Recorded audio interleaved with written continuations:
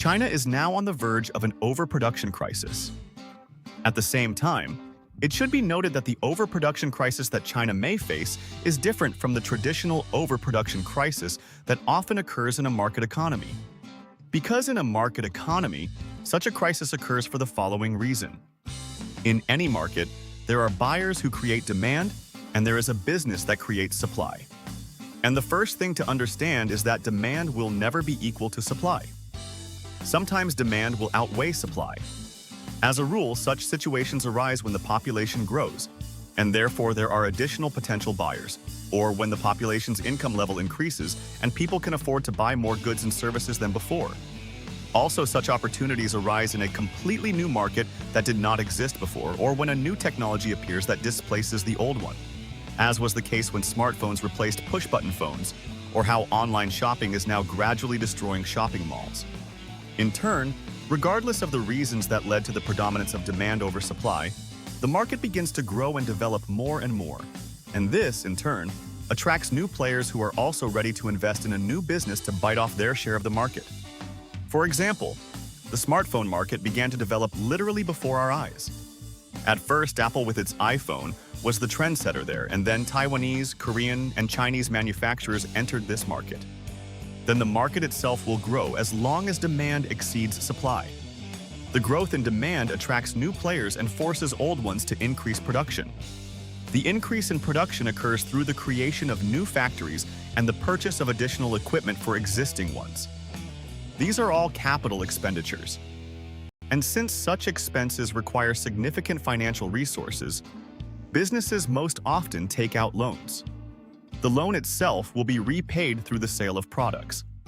And then there comes a moment when the total production capacity significantly exceeds the existing demand, which leads to underutilization of production.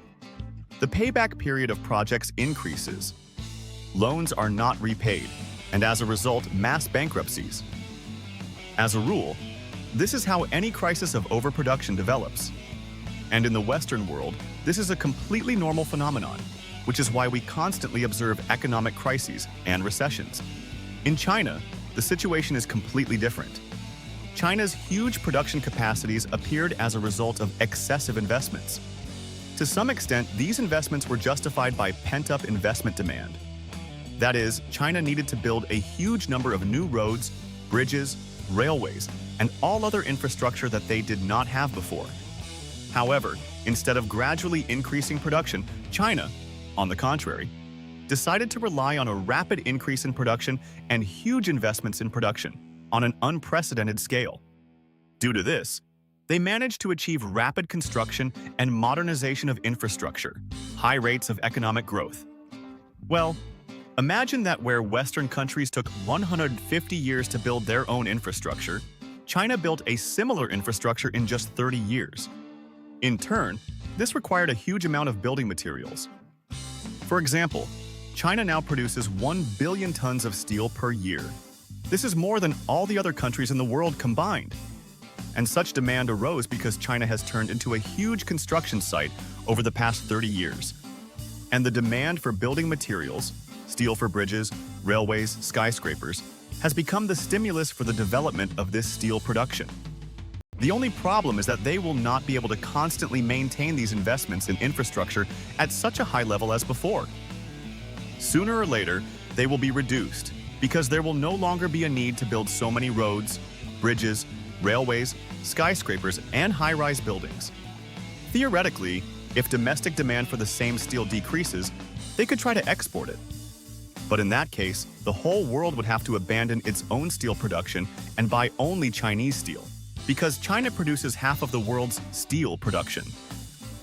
But even in the most optimistic scenario, this is impossible.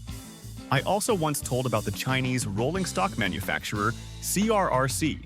Now, it is the world's largest railway manufacturer. The situation is similar. The main sales market of this manufacturer is China, which provides as much as 90% of sales and only 10% of exports.